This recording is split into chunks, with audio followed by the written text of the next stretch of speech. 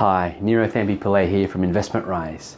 Well, as I record this video, we're reaching the end of March 2017, the end of the first quarter. So what I want to do is take a moment here in this video to look at what's happened in the last quarter, what I said at the start of the year and how those predictions transpired, and what I expect to happen going forwards. So the first thing, the big change really has been interest rates. I said this late last year and again at the start of this year. I said the banks are going to start acting outside of the Reserve Bank. They're going to start increasing their rates regardless of the Reserve Bank doing anything. And the Reserve Bank hasn't moved, but almost all lenders have given us 2 rate rises in the last few months. Now, what has happened as a result of those rate rises? Well, essentially nothing. The markets are still rising. There's still a lot of heat in the markets. Nothing has really happened yet from a result of these rate rises. But should they continue, I expect that you'll finally start to see some heat running out, especially our major markets, so the Sydney and Melbourne. But I don't think anymore we can talk about like the Sydney market as one market. And this has, I think, been the other big change that's come, especially over the last few months. What I'm seeing is when I look at suburb by suburb in Sydney, there are certain suburbs that are still going really, really strongly. They've got a lot of momentum, and I expect them to keep growing even if there's an overall change in sentiment. Sure, growth may not be as much, but I think some of these suburbs have got some huge potential left yet. Why?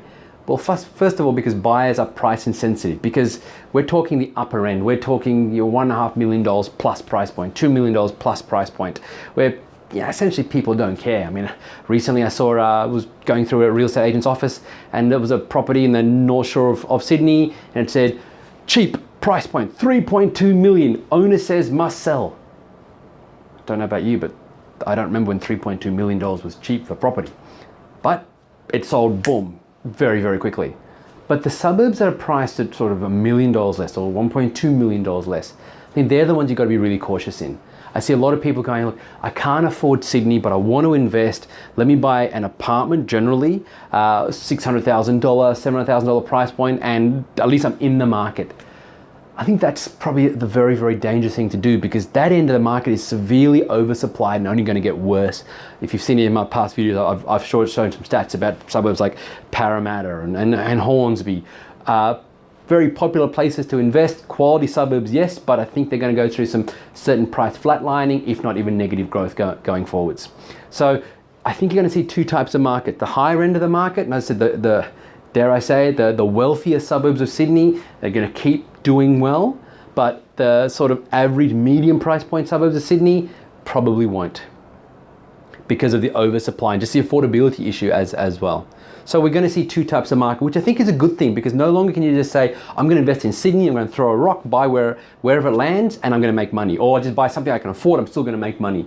I think now you've got to do your research. You've got to start looking at suburb by suburbs and make sure you're buying the right kind of property.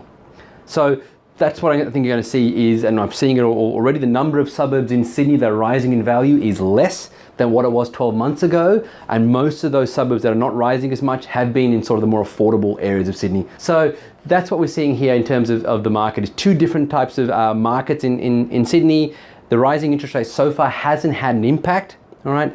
But then I think for people who are looking to invest, how do you sort of navigate these uncertain times? Because we're certainly entering a different phase of the market. I'm not talking about crashes. I'm not talking about something, a whole balls massive change. No, but I'm saying that you now need to be more strategic in your thinking. I think the first thing to do is, if affordability in Sydney is an issue, you need to stay away from the apartment market, because you're going to end up more than likely looking at markets that are more susceptible to the oversupply and any sort of price corrections. So we want to stay well away from apartments. Number 2, then you've got to look at land. Now, where can you afford land? Where can you afford preferably a house? If you're looking at a townhouse, look, that's not too bad, but then make sure the townhouse is not located close to an apartment block, because if you're doing it for an investment perspective, you're going to compete with the same types of tenants. Definitely look for land. Houses, look, we've got an undersupply of houses in essentially the 3 major cities, Sydney, Melbourne and Brisbane. So try and aim for a house. Look at where can you afford to get into a house with land. Stay away from all these off-the-plan apartment purchases.